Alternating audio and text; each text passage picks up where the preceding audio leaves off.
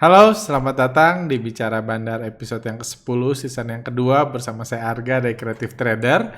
Dalam podcast kali ini, saya akan khusus membahas tentang kondisi IHSG yang kita tahu sedang terpuruk, sedang terkoreksi, perdagangan cenderung lesu, saham-saham blue chip turun, dan kita juga tahu koreksi tersebut dipicu oleh pengumuman yang dilakukan oleh Dirut BPJS TK atau BP Jam Sostek tentang rencana pengurangan portfolio saham dan reksadana mereka. Jadi itu yang saya bahas.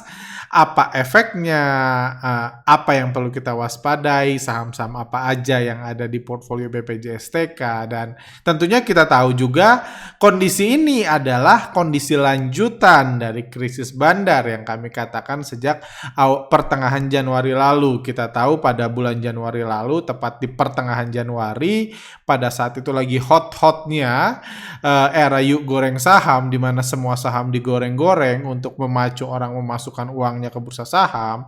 Para influencer juga tampak dikerahkan semua untuk mengundang sebanyak mungkin orang ke bursa. Tiba-tiba hancur begitu saja. Saham-saham ARB berjilid-jilid, saham-saham ARB berjilid-jilid, saham-saham saingan retail dihancurkan tanpa rasa kasih sayang, kayak gitu. Uang retail setelah beli di atas langsung dijatohin, kayak gitu. Dan pada sejak saat itu saya mengatakan bahwa ini adalah efek dari krisis bandar yang saya sebut krisis bandar 2021. Pada saat itu saya mengatakan ini bukan koreksi biasa, meskipun secara teknikal akan selalu jadi koreksi biasa karena koreksinya masih berupa candlestick gitu, masih berupa lilin, bukan berupa kompor gas. Jadi ya cuman kita sama-sama tahu itu bukan koreksi biasa karena sejak keluarnya berita BPJS TK pertengahan Januari lalu, IHSG bukan jadi IHSG yang biasa lagi. Seperti itu. Jadi itulah yang akan jadi pembahasan saya kali ini. Seperti itu. Oke, mari kita mulai.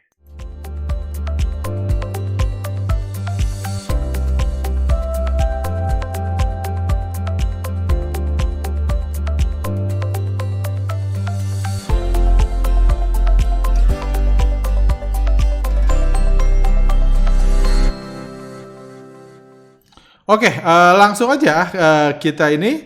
Jadi kita lihat ini kondisi. Jadi kita lihat kondisi IHSG itu bertolak belakang dengan kondisi-kondisi di bursa saham dunia. Kita tahu ini Amerika, ini screen capnya saya ambil kemarin kayak gitu. Ini S&P masih sedang mencetak rekor new high-nya. Jadi semua berita positif selalu dijadikan trigger untuk memancing orang lebih banyak lagi memasukkan uangnya ke bursa saham untuk membeli di harga tinggi. Jadi ada yang menanyakan apakah pemulihan ekonomi itu saat ini ketika ekonomi perlahan-lahan pulih, apakah ini tanda bahwa bandar akan membakar lahannya? Apakah istilahnya bursa sudah tidak subur lagi? Kita tahu bursa di Indonesia memang sudah tidak subur lagi. Cuman apakah membakar lahan itu memenuhi kepentingan pemain besar sekarang, saya belum tahu. Karena kalau kita lihat di luar negeri itu bursanya masih subur-subur aja. Masih cetak new high, saham-saham busuk juga kan, trennya busuk investing itu mendunia. Saham-saham GameStop masih naik turun, masih menari-nari, jadi perhatian. Dan tentunya ancaman terbesar para bandar-bandar saham di dunia sekarang adalah harga cryptocurrency. Harga cryptocurrency, karena membakar lahan itu jadi salah-salah dia bakar lahan itu malah membuat orang semakin kehilangan kepercayaan terhadap bursa saham, dan akan pindah dengan cepat ke cryptocurrency. Jadi itu hambatan baru, karena itu juga efek negatif dari keputusan bandar untuk memutus hubungan antara harga saham dengan krisis ya. Ya saya tahu banyak efek positifnya sih gitu. Memutus hubungan antara harga saham dengan kondisi ekonomi dan perusahaan memang banyak positifnya. Cuma ada negatifnya. Negatifnya apa? Sekarang saham dengan cryptocurrency udah sebelah-sebelahan. Orang tahu saham busuk bisa digoreng. Kripto. Jadi fundamental itu bukan sesuatu yang perlu lagi dipikirkan untuk orang. Kalau dulu kan saham menangnya di fundamental, walaupun bandar selalu bebas, cuman kan selalu dihubung-hubungkan sama pemulihan ekonomi, sama fundamental bagus, tenang aja, cuma itu kan sudah berakhir. Sekarang orang lihat saham sama cryptocurrency cuma tempat adu pintar aja. Hoki-hokian kalau Anda lihat di sosmed juga orang udah mengatakan wah, bandar kripto jauh lebih baik dari bandar saham. Nggak ada yang ngomong prospek kripto lebih baik dari prospek saham karena sama aja, karena sama-sama tergantung bandarnya. Cuman at least dalam contoh kasus sejak pertengahan Januari lalu sampai sekarang terbukti bandar kripto lebih baik. Lebih baik apa? Lebih ngegoreng. Kripto udah ada sejak awal Januari, cuma pada saat itu bandar saham lebih baik. Jadi ini jadi sarana tarik-tarikan, apalagi kalau di Amerika kan banyak dana bailout, dana BLT. Ekonomi kan lagi resesi, rakyat lagi hancur, perusahaan lagi pada mau bangkrut, tapi banyak dana bailout. Uang dicetakin dan tentunya bandar saham tertarik untuk menyerap uang-uang tersebut.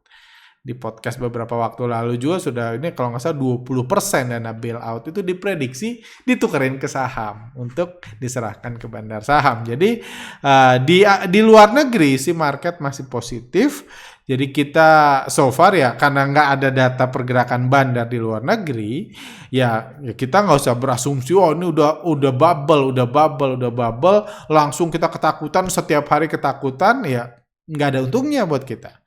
Mendingan kita tunggu benar-benar ada pergerakan besar, baru either kita takut atau ini. So far sih saya nggak ngeliat ada resiko besar di bursa Amerika. Kalau kita lihat hanya dari harganya dan pemberitaan sentimen, karena menurut saya kembali lagi mereka sedang bersaing memperebutkan uang retail dibanding dengan cryptocurrency, karena kalau ngomong bailout pun uang masih akan dicetakin sampai sampai akhir tahun ini, prediksinya kan seperti itu. Sementara di Indonesia kita tahu kondisinya sudah lama lesu sejak pertengahan Januari lalu ketika pestanya bubar, ketika krisis BPJS/TK mulai ke pemberitaan, ada masuk dianggap dugaan korupsi lah, diperiksa kejaksaan dan lain-lain. IHSG langsung istilahnya bubar, pestanya langsung bubar, sama RB berjilid-jilid. Dan sejak minggu lalu ketika keluar berita BPJS/TK berencana untuk mengurangi portfolio saham dan reksadananya, rontoklah saham-saham, rontok juga lah IHSG. Dan rontoknya IHSG menariknya bukan karena keluarnya BPJS/TK. Rontok IHSG karena asing keluar duluan sejak mendengar berita itu. Di sini kita lihat asing udah keluar cukup besar nih, dalam 5 hari terakhir aja udah hampir 3 triliun saya ingat, atau lebih dari 3 triliun dalam 5 hari terakhir di IHSG. Jadi asing duluan nih. BPJS/TK baru ngomong di DPR kita akan kurangin. Asing keluar duluan. Lu ngurangin, artinya apa? Ngurangin seperti saya bahas dari podcast selanjutnya adalah mereka mau jual sahamnya, mereka mau ngambil uang di market. Oke, kalau mereka ngambil buat dimasukin lagi, buat goreng lagi, oke-oke aja. Nggak masalah. Karena kan mereka punya ini kan. Punya alokasi. Jadi kalau alokasinya misalnya 15% di saham, ya dia keluarin nanti dia masukin lagi. Dia cuma pindah saham, pindah ini dan lain. Cuman kalau mau mengurangi kan beda. Artinya misalnya uang saya nih saya dibeliin pakai saya ngebeli sahamnya BPJS, mereka guyur saya beli, uang saya nanti dibawa pulang sama mereka, nggak dimasukin ke market lagi. Itu yang saya selalu katakan, itu capital outflow. Itulah berita penting di bursa saham. Berita positifnya adalah ketika orang masukin duitnya ke saham, jadi saham harganya bisa dinaikin, kayak gitu sama bandar. Tapi berita buruknya kalau orang menarik, kayak gitu menarik. Dan kita lihat saham-saham milik BPJS/TK yang dibandari asing harganya cenderung terkoreksi selama sebulan terakhir ini. Kita lihat BCA, kita lihat juga BRI, nanti lebih bahas. Jadi itu efek negatifnya. Hal lain juga efek negatif dari IHSG adalah volume perdagangan yang semakin hari trennya semakin kecil. Ini ya memang ya saya seperti awal krisis bandar lalu, ini adalah sesuatu yang harusnya sangat-sangat dijaga oleh otoritas, cuma ya karena ini ada banyak pihak yang berkecimpung di sini gitu, dan mayoritas pihak yang berkecimpung itu nggak ngerti bisnis saham, nggak ngerti prinsip goreng-menggoreng, jebak-menjebak, dan lain-lain. Cuman mereka dijejelin teori dasar, teori dasar dosen ekonomi tentang bursa saham. Jadi itu jauh banget dari realita di bursa saham. Dosen ekonomi biasanya nggak trading, dia yang nulis buku nggak trading, diajarin ke mereka pun yang jadinya jadi komentator saham yang nggak trading juga.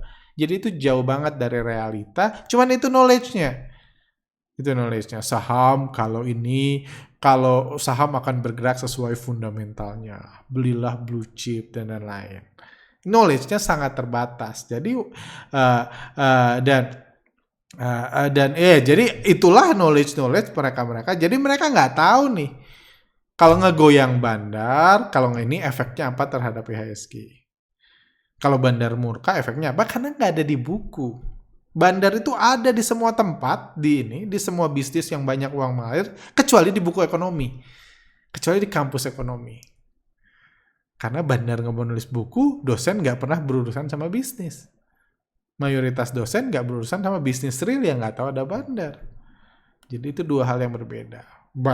Di ayam ada bandar, di ikan ada bandar, di padi pun bisa ada bandar kayak gitu. Cuman memang ada di ekonomi. Jadi itulah masalah di bursa kita. Masalah di bursa kita itu knowledge orang terhadap saham itu seringkali jauh dari realita di market. Itu juga nanti saya akan bahas itu. Jadi intinya adalah volume perdagangan semakin kecil. Nah, pertanyaannya, apakah di tengah volume perdagangan semakin kecil ini bandar akan bakar lahan? Kalau kita belajar dari history market crash, biasanya market crash itu datang ketika euforia. Anda boleh lihat history market crash datang ketika euforia, bukan datang ketika kekhawatiran. Jadi mungkin orang pelan-pelan istilahnya hasil panen bandar mengecil, tapi coba di-maintain dulu, dikerek dulu, didatangkan dulu euforia. Dan sejarah market crash itu nggak pernah bursa saham punya pesaing seperti cryptocurrency sekarang. Jadi saya sendiri belum banyak melihat ada bahaya ke situ, walaupun kalau saya bilang apakah kondisi IHSG ideal sekarang buat bullish, jauh dari ideal kalau ngomong buat bullish. Tapi buat market crash, kalau ngeliat pasar global masih positif kayak gitu, pasar global masih positif, cryptocurrency masih positif dan lain-lain, kayaknya market crash itu bukan sesuatu yang menguntungkan untuk dimunculkan bandar, karena belum tentu belum tentu itu akan melancarkan, membuatkan teori bakar lahan itu supaya subur lagi kan. Karena bantingan ngehancurin market itu paling sebulan. Kalau global bisa 1, 2, 3 bulan. Tapi kalau satu negara kayak gitu, misalnya IHSG aja nih yang dihancurin, ya paling 2-3 minggu. Bisa aja itu malah berdampak lebih buruk terhadap bursa saham karena orang semakin banyak yang beralih ke cryptocurrency. Kayak gitu. Jadi gambarannya itu. Oke, sekarang saya mau bahas lebih dalam tentang BPJSTK. Jadi kita tahu inti permasalahan dari koreksi seminggu terakhir adalah keluar berita seperti ini. BP Jam Sostek berencana untuk mengurangi investasi di saham dan reksadana. Ini yang menarik, menurut Direktur Utama BP Jam Sostek Anggoro Eko Cahyono, porsi saham dan reksadana mencapai 23,9% dan ini yang mau dikurangin. Ujarnya dalam rapat kerja dengan Komisi 9 DPR RI Selasa akhir bulan Maret lalu. Kayak gitu. Jadi itu ceritanya. Ini di rapat DPR RI. Jadi awalnya bukan dimulai di konferensi pers, di rapat kerja yang menyebar jadi viral karena ya sekarang retail udah lebih pintar. Kalau ini lihat kondisi kayak gini tahu, wah ini uang gue mau diambil nih. Media pun udah sedikit lebih pintar sekarang, tahu bahaya, jadilah viral. Dan tentunya mereka yang tahu asing ngelihat ini kondisi yang sangat buruk karena BPJS-TK selama ini itu dikenal sebagai sumber duit, sumber capital inflow di bursa saham.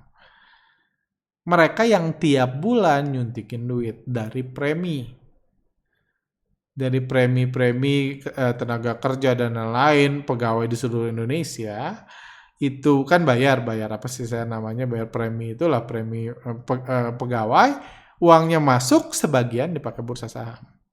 Jadi mereka yang tiap bulan itu beliin saham. Ada yang dibeliin, umumnya saham blue chip dan sebagian dibeliin reksadana. Reksadananya itulah yang menarik, sering bisa jadi reksadananya itu reksadana tunggal. Itu bahaya lainnya. Seperti itu. Lanjut dulu, di sini adalah Anggoro akan mengevaluasi emiten-emiten penyebab unrealized loss yang masuk dalam portfolio BPJS-TK. Berdasar evaluasi itu, Anggoro akan menentukan emiten mana yang akan dilepas dan mana yang tetap dipertahankan. Ini menarik. Artinya apa? Dari berita ini, at least, dalam kondisi sekarang, mungkin mereka udah keluar.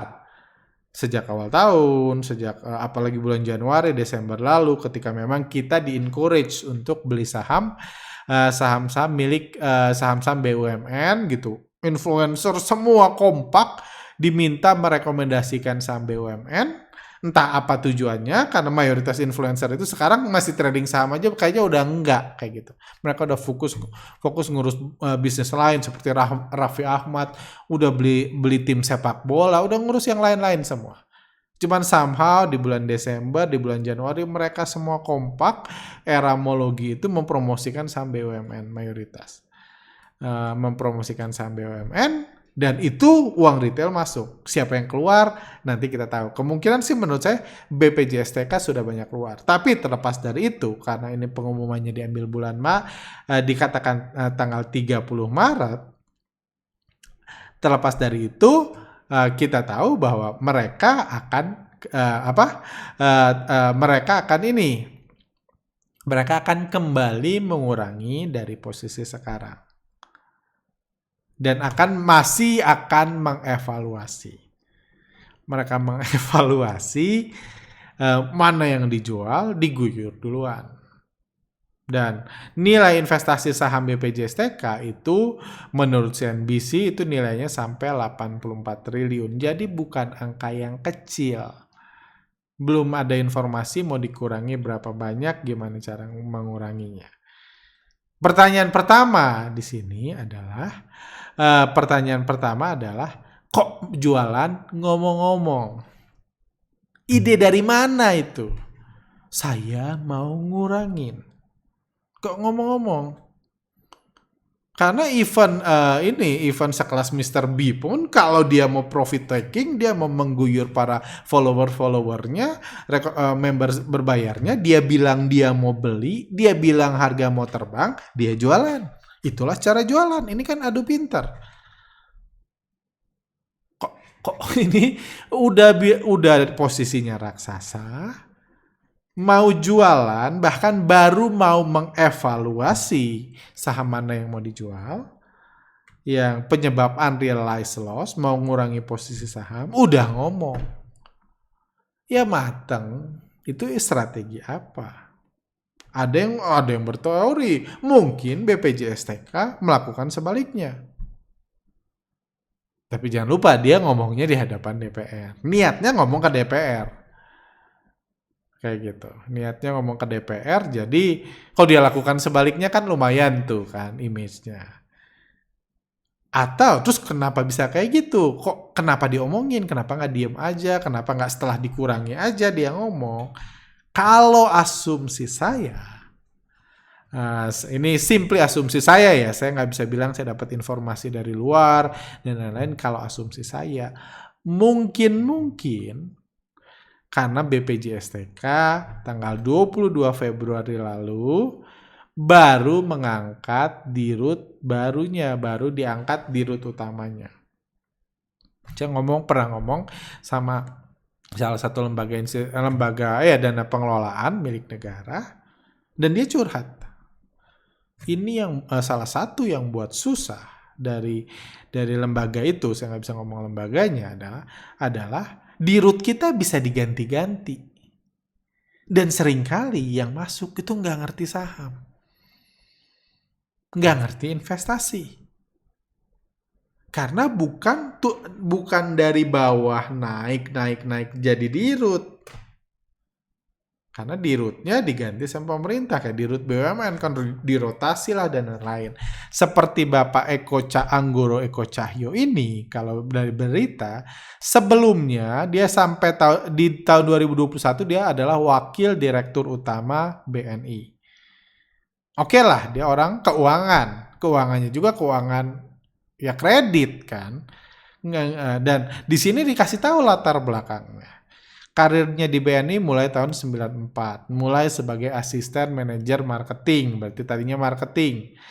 Asisten manajer marketing officer, jadi awalnya marketing, terus pernah menduduki jabatan strategis direktur konsumer, ngurus konsumen, sampai 2008, sampai 2020 dia jadi direktur keuangan BNI. Artinya dia orang perbankan. Punya latar belakang menggoreng saham, tahu mekanisme bursa asing hajar-menghajar, itu nggak ada. Karena dia baru lulus tahun 92, dia lulusan Institut Teknologi Indonesia tahun 92, dan saya nggak dijelaskan dia pernah ngambil magister manajemen di IPB. 94 udah masuk BNI. Jadi ini bukan bandar. Iya, maksudnya dia nggak punya latar belakang menggoreng saham, itu nggak punya. Mungkin saham aja ya dia cuma tahu ya kayak komentator saham. Kalau naik karena inflasi, karena pertumbuhan ekonomi dan lain-lain. Dia orang pintar, yes. Dia manajer, mungkin dia kalau orang perbankan kan biasa lebih prudent kan, lebih terencana perencanaannya ya. Tapi apakah dia ngerti strategi saham? Menurut saya sih enggak. Ya paling dilesin dulu lah ya. Yuk kita les singkat nih. Belajar saham dari nol dulu ya gitu. Kita belajar reksadana dari nol lagi gitu. Nanti tinggal pilih. Jadi langkah pertamanya aja sudah menunjukkan dia nggak ngerti. Bursa saham itu jualan nggak bisa ngomong dulu. Itu prediksi saya. Apakah salah? Ya enggak. Ya dia nggak ngerti saham kok. Dia nggak ngerti saham. Dia cuma bilang mungkin dari sisi resiko naik turun dia nggak suka. Dia biasa perbankan yang lebih stabil di ini kan. Kayak gitu. Masih mau dievaluasi. Dan kita tahu masalah dari evaluasi. Dan ini portfolio di laporan keuangan 2019. Kami sendiri nggak melakukan riset mendalam karena kami lagi banyak riset, nggak sempat melakukan apa-apa riset mendalam tentang portfolio mereka gitu. Cuman ini dari pemberitaan-pemberitaan yang ada, menarik di sini. Kepemilikan terbesar portfolio BPJSTK itu ada di Pegas. Anda kalau udah ngikutin podcast ini setahun terakhir, saya berulang kali ngomong. Kalau bandar lokal, ngilangin uang negara, itu di penjara, dimiskinkan. Tapi kalau bandar asing, bebas. Bandar asing itu dikasih kebebasan murni. Dan saya ngasih contoh berulang kali saham Pegas. Sekarang Anda lihat buktinya. Waktu itu saya nggak bisa nunjukin buktinya. Anda bisa nonton, scroll lagi Instagram kami beberapa bulan lalu saya mengatakan itu. Di Pegas, asing jualan bertahun-tahun, harganya jatuh. Asing ngeguyur saham Pegas. Pegas ini dari 2012 waktu harganya 6.000, sekarang tinggal 1.000. Ini indikator asingnya jual terus bertahun-tahun. Dan pada periode ini BPJSTK salah satu yang korban. Karena asing jual berarti jual ke lokal kan. Ketika asing jual BPJSTK, jadi salah satu yang jadi korbannya. Jadi korban nyangkut di Pegas pada saat itu. Dan menariknya lagi, posisi Pegas itu nilainya itu lebih dari 2 kalinya, lebih dari 2 kalinya BRI, lebih dari 2 kalinya Mandiri, lebih dari 2 kalinya BCA, bahkan 3 kalinya, lebih dari 3 kalinya kepemilikan mereka di BCA.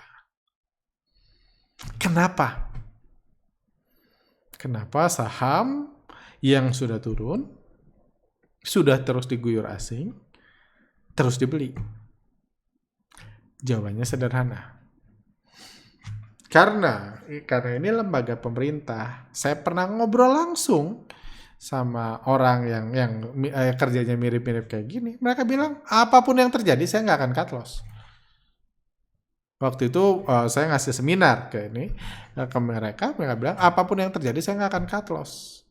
Kenapa? Saya bilang, gimana kalau jelek? Ya urusan itu bukan duit gue yang hilang, pertama, kalau jelek. Kedua, kalau cut loss berarti merugikan negara. Bisa kena pasal-pasal, bisa tangkap KPK, sekarang kita tahu bisa dimiskinkan aset, bisa ini. Buat apa mereka melakukan itu? Nggak ada gunanya kan? Nggak ada gunanya mereka nggak cut loss untuk menyelamatkan uang negara, tapi berpotensi dimiskinkan karena dianggap menghilangkan uang negara. Ya biarin aja. Terus saya bilang, sebenarnya nggak ada guna lu ngajak gua di sini kalau Anda cuma mencari analisa, nggak boleh salah. Saya bilang, ya nggak apa-apa lah katanya, ajarin aja.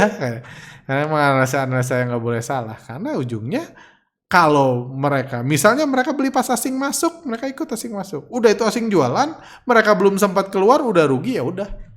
Mau asing jualan 5 tahun kayak di Pegas juga, terus mereka average down. Karena mereka punya cash setiap bulan, punya cash baru.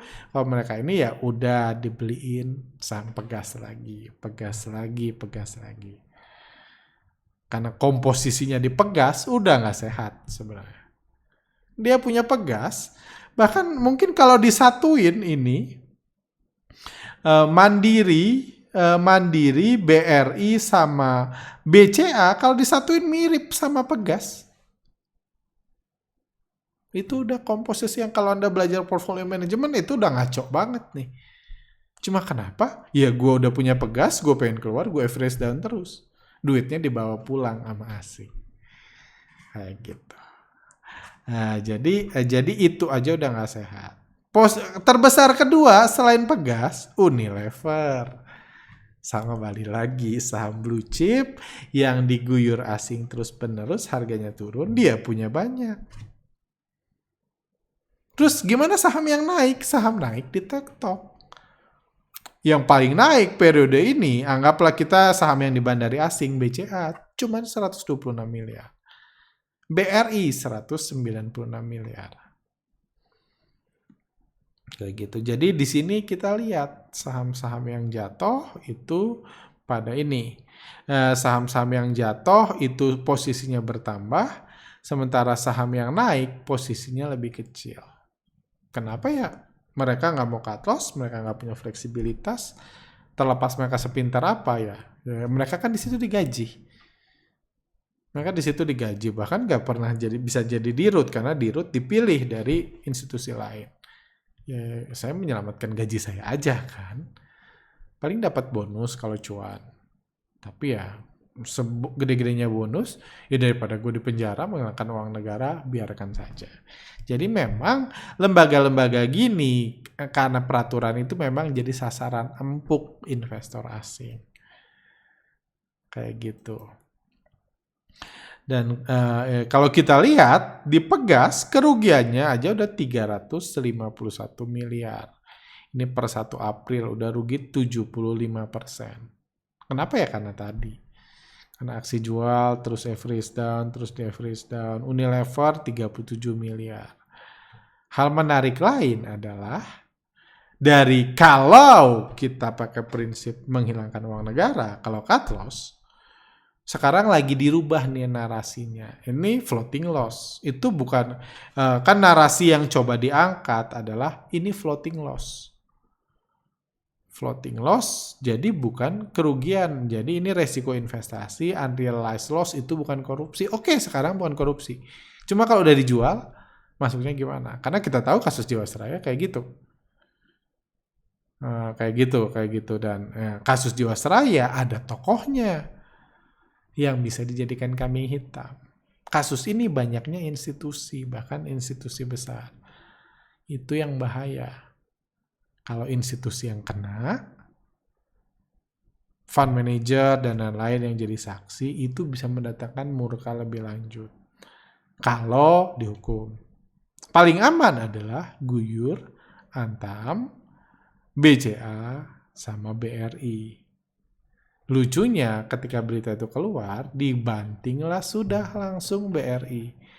Itu yang saya bahas di Instagram, asing langsung keluar duluan. Di BRI. BCA juga kita lihat asing sudah lama keluar. Dari awal bulan Maret asing keluar. Kita nggak tahu apakah mereka punya, pastinya mereka bisa punya info orang dalam. Apalagi investor retail kan. Kalau BPJSTK di BCA itu retail. Kita nggak bisa ngomong dia bandar karena bandarnya asing. Apalagi sekelas retail sebesar itu wajar mereka punya informasi. Bapak Anggoro diangkat tanggal 22, sejak Maret itu asing sudah jualan di BBCA. Tanda lagi, harga jatuh lagi kayak gitu untuk mengurangi potensi mereka keluar. Karena kalau mereka rugi, kalau ini BRI sudah merah, ya ini asumsi saya, ini data 2019, mungkin kondisinya berbeda. Cuma kita pakai data ini aja karena sambil kita belajar analisa kan. Kalau ini udah merah, berarti sama dengan merah-merah yang lain. Berarti bisa dipikirkan kayak gimana. Kayak gitu. Sementara itu BCA dan BRI, Antam itu kita tahu salah satu saham yang paling banyak dipromosikan Desember dan Januari lalu sebelum awal krisis bandar ini. Kita juga tahu, saya udah berulang kali ngomong, Antam adalah saham yang dibandari oleh bandar lokal. Siapa bandar lokalnya? Ya pemain-pemain besarnya. BPJSTK masuk ke dalamnya atau enggak? Saya nggak tahu. Tapi yang pasti BPJSTK sangat diuntungkan. Dan pertanyaan selanjutnya, ketika itu digoreng-goreng, Antam naik, kira-kira yang beli itu retail, yang jual pemain besar, bandar lokal, atau yang beli bandar lokal, yang jual retail. Kalau itu kita bisa lihat. Kalau itu kita lihat ANTM. Ini saham Antam, kita tahu digoreng-goreng. Kita lihat ininya. ANTM. Nah, ini grafik ini adalah grafik kepemilikan retail. Yang orange ini. Di sini retail punya retail lokal individual. BPJSTK itu masuk dana pensiun ya setahu saya. Dana pensiun kalau nggak salah. Yang kuning. Oh, dana pensiun harusnya. Atau asuransi, saya masih harus cek. Asuransi sepertinya. Asuransinya tinggal 10% sekarang. Jadi ini kita lihat, ini retail. Retailnya naik. Ayo goreng saham itu dimulai bulan Oktober. Kepemilikan retail terus naik. Jadi harga Antam naik, kepemilikan retail naik. Ini 35%. November 38. Desember 41. Akhir Desember. Ini puncaknya akhir Januari 47. Kalau Anda masih ingat peristiwa awal tahun lalu, disinilah ketika era ngegoreng-goreng berita Elon Musk, berita mobil listrik, ketika para influencer yang banyak followernya menyarankan orang, yuk beli Antam. Kenapa tiba-tiba kompak banyak orang ngajak beli Antam? Karena berharap retail masuk, sementara lokal, institusi, jualan. Saya lihat, saya baru tadi ngecek, saya coba lihat kepemilikan asuransi ya. Ini karena saya nggak siapin, saya belum lihat kepemilikan asuransi, karena harusnya BPJS TK masuk asuransi, bukan dana pensiun. Sebentar, saya coba kepemilikan asuransi. Tadinya saya mau pendek karena saya recording ini malam-malam.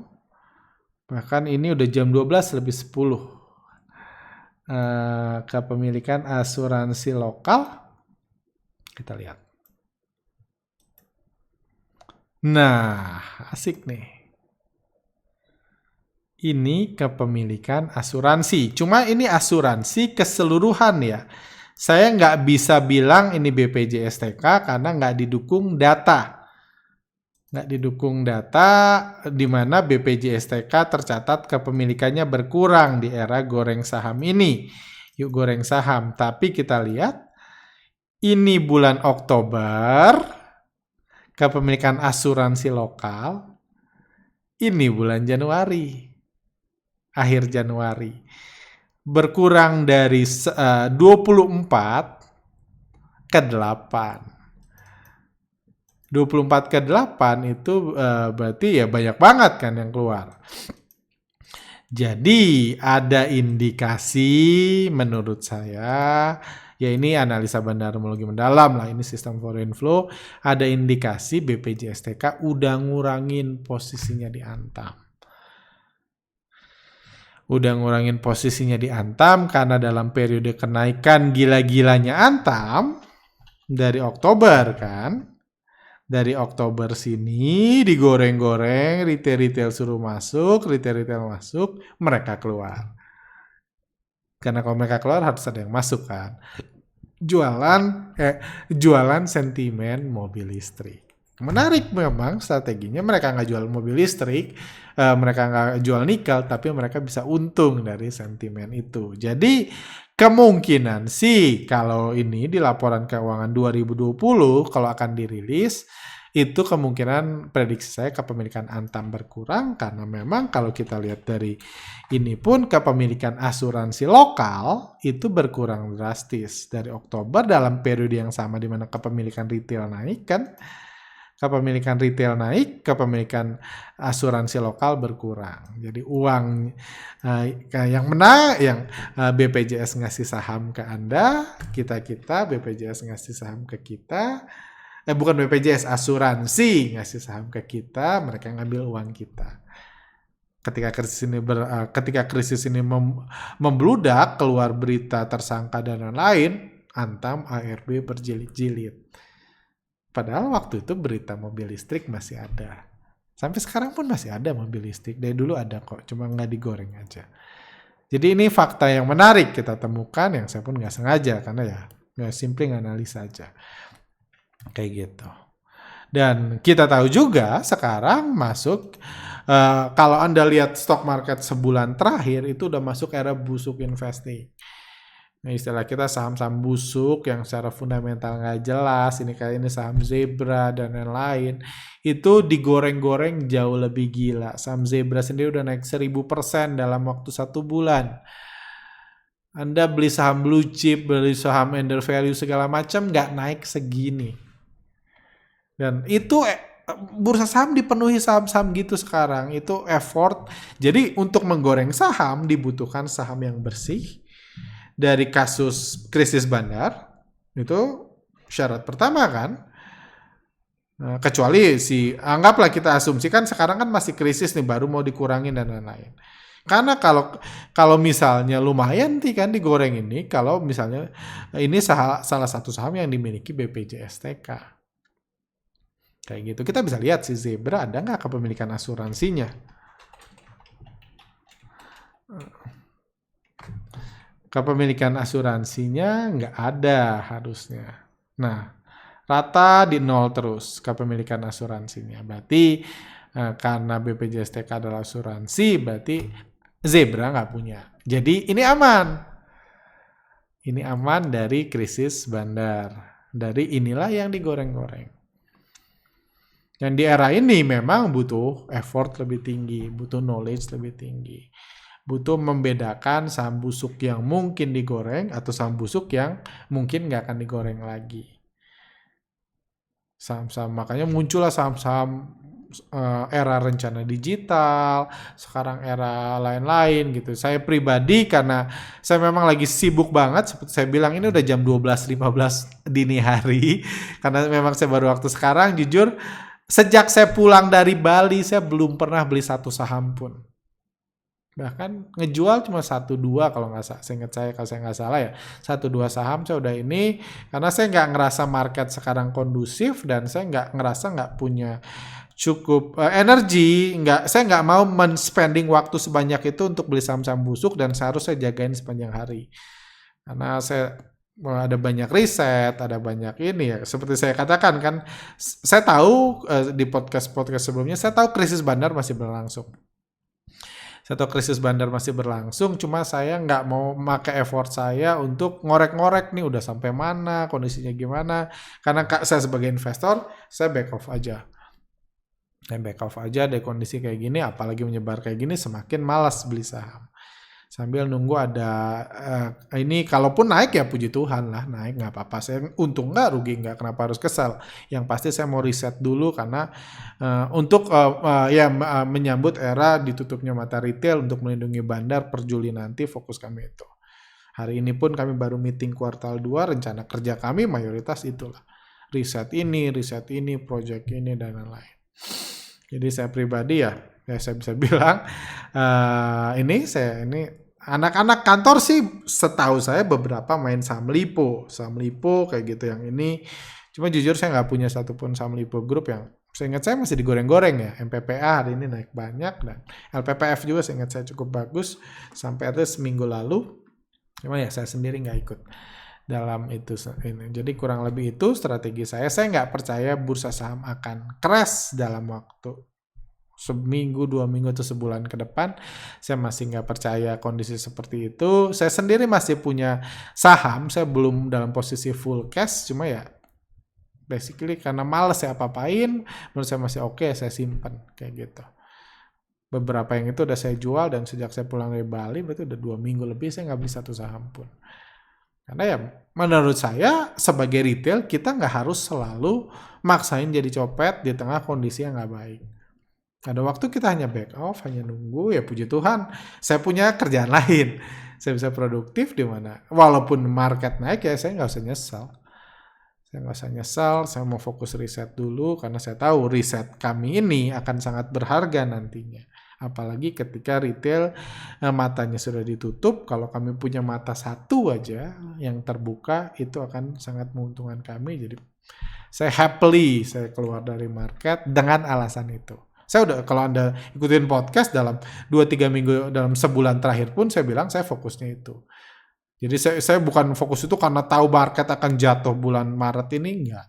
Bulan April ini enggak. Simply saya happily keluar karena saya mau fokus ke yang lain. Saran saya kalau Anda merasa seperti itu pun Anda bisa melakukan yang sama. Dan kuncinya kan cuma satu. Jangan pundung, jangan bete, jangan nyesal kalau market tiba-tiba naik. Yang penting Anda mempersiapkan diri aja, menunggu peluang dan percaya ya rezeki Anda ya sudah diatur. Anda lakukan yang terbaik aja menurut Anda. Seperti itu sih. Jadi itu pandangan saya tentang krisis BPJS/TK. Saya sendiri jujur ya saya masih cari-cari informasi sedikit. Cuma itu bukan fokus saya lagi seperti krisis 2019. Saya punya banyak project, saya masih ada rencana beberapa Zoom meeting. Mudah-mudahan dapat bocoran, kalau ada pun saya sharing kayak gitu. Kan pandangan saya sendiri ya netral kayak gitu, mungkin cenderung negatif IHSG, saya nggak percaya ada kejatuhan dalam dan krisis BPJS/TK ini sampai mana ini. Karena sejak awal krisis bandar saya bilang yang bahaya itu BPJS/TK, bukan Asabri. Sejak awal saya mengatakan itu, ini yang bahaya. Karena pemain besar bisa ini. Oh ya, ada juga reksadana. Reksadana itu pun bisa menyebabkan dana keluar yang besar. Karena biasanya reksadana yang dibeli, yang dijual buat pemain sekelas BPJSTK adalah reksadana tunggal. Produk reksadana yang khusus dijual ke BPJSTK. Itu biasanya reksadana bandar lokal sih gitu, saham-sahamnya saham yang dibandari lokal.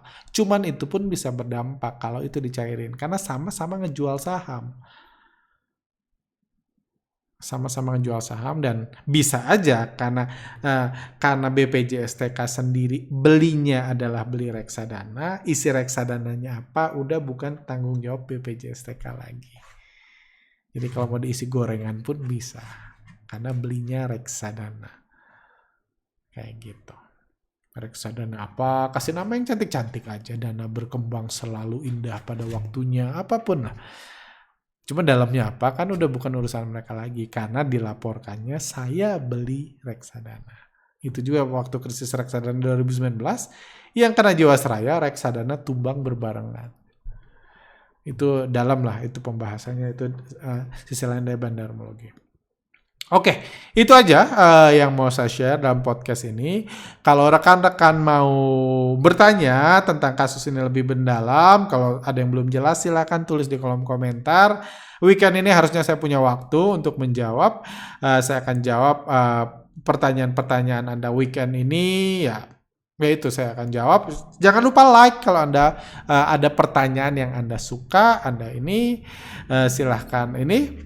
Anda punya pertanyaan yang sama karena pertanyaan yang banyak like-nya akan kami prioritaskan untuk dijawab dalam podcast selanjutnya. Seperti itu. Satu lagi, saya juga ya mengajak, kita tahu Indonesia Timur, terutama NTT sedang terkena bencana besar yang banjir bandang, badai dan lain-lain. Dan saya kemarin di Telegram bilang ya kalau ada yang bisa menyalurkan bantuan, tolong hubungi kami. Ada banyak yang menghubungi kami, thank you. Nah, malam ini saya baru mengalirkan dana donasi yang sebagian dari rekan-rekan juga yang ikut gathering atau ikut ini karena ada project-project yang kadang-kadang jumlah donasi yang terkumpul itu lebih dari yang ditargetkan. Jadi kadang-kadang kami alihkan buat dana bencana alam dan lain-lain. Buat bagi-bagi sembako dan lain-lain. Jadi malam ini saya baru transfer dan akhirnya saya menemukan salah satu yang paling pas itu karena yang korban yang paling dari info yang paling terdampak itu di Malaka. Kami dananya kami kumpulkan, dananya kami transfer sebesar 20 juta rupiah ke ini posko banjir dari para dokter Semalaka ini. Kebetulan ada teman kenalan istri saya praktek di Malaka, jadi kami cukup percaya dan uangnya ini project-project mereka, foto-foto mereka diberikan kebutuhan mendadak karena banyak yang kehilangan rumahnya. Seperti itu. Jadi mungkin untuk pertolongan pertama kami bantu, kalau kami ngelihat kasusnya, korbannya dan lain-lain, saya pribadi kami punya komitmen untuk terus membantu, cuman mungkin nanti after karena saya banyak ini bekerja sama dengan foundation banyak yang bilang seringkali krisis terbesar dari korban bencana alam seperti ini itu terjadi di hari-hari pertama ketika bantuan belum datang. Atau ya kalau kebetulan yang dokter ini dia punya ketika hari ini pun mereka sudah poskonya sudah jadi kan, jadi cepat di hari-hari pertama ketika bantuan udah datang. Dan krisis selanjutnya adalah masa recovery ketika orang udah lupa, udah berhenti ngirim bantuan, berhenti ngirim makanan, rumahnya tetap hancur. Jadi rencananya sebagian besar uang donasi yang kita kasih buat teman-teman saudara-saudara kita di NTT itu saudara-saudara NTT akan kami berikan nanti ketika masa pemulihan. Kebetulan yang bagi Anda yang suka follow kami banyak kerjasama dengan satu foundation yang memang fokusnya lingkungan kerjanya banyak di NTT. Ini salah satu contohnya. Kami bekerja sama, ini pos seminggu lalu kami bekerja sama untuk buat sumur di daerah kering ini. Buat sumur di daerah desa Owesau kalau nggak salah. Buat di daerah kering ini buat sumur, buat merubah kehidupan mereka. Ini 1-2 minggu lalu lah fotonya diambil. Ini kemarin malam atau 2 malam yang lalu, ini udah pagi ya, ini 2 malam yang lalu, ini desa yang sama dalam proses evakuasi, jadi sangat mengerikan. Ini saya dapat fotonya, jadi mungkin proses recovery-nya pun saya rasa akan lama, jadi itu fokus kami lainnya. Ya ini, dan sebenarnya saya ada beberapa materi intern buat gathering market outlook kuartal kedua, cuman karena materinya mungkin ya berguna sih mungkin, cuman bukan positif, bukan yang nyari cuan besar gitu, bukan potensi cuan besar. Jadi tadinya saya nggak mau mengadakan gathering kuartal kedua, cuman karena melihat gini saya kepikiran juga kenapa kita nggak buat gathering, pesertanya yang ikut itu ya diminta memberikan donasi serelanya, dan donasinya kita akan kirim semua ke Nusa Tenggara Timur kayak gitu. Cuman ya saya harus lihat dulu timelinenya, mungkin di podcast selanjutnya saya umumkan kalau memang akan ada gatheringnya, karena saya juga harus atur jadwal kami dan analis kami yang udah lumayan banyak tugas. Kalau disuruh buat konten lagi, materi market outlook lagi, mungkin mereka takutnya nggak sanggup, jadi harus meeting dulu kayak gitu. Mungkin itu aja sih. Terus berdoa buat saudara-saudara di NTT, semoga diberikan kekuatan, semoga badainya udah akan reda seterusnya, dan bantuan-bantuannya juga akan membantu. Kita terus berdoa, bantu sebisa kami ya. Rekan-rekan juga kalau yang mau membantu bisa langsung, ada banyak pos-pos yang di ini, dan kami sendiri ya, kami dari sebagian dari dana dari Anda. Jadi saya laporkan ini juga karena ini dana dari Anda. Kalau dana pribadi saya nggak lapor biasanya. Itu sudah kami berikan ke posko dokter yang saat ini sudah berdiri di Malaka, dan mulai besok pagi sudah bisa mendistribusikan bantuan. Semoga bisa pas juga bagi rekan-rekan yang di NTT, semoga sehat selalu. Oke, itu aja. Thank you, sehat selalu. Silakan yang mau bertanya tulis di kolom komentar di bawah. See you next time.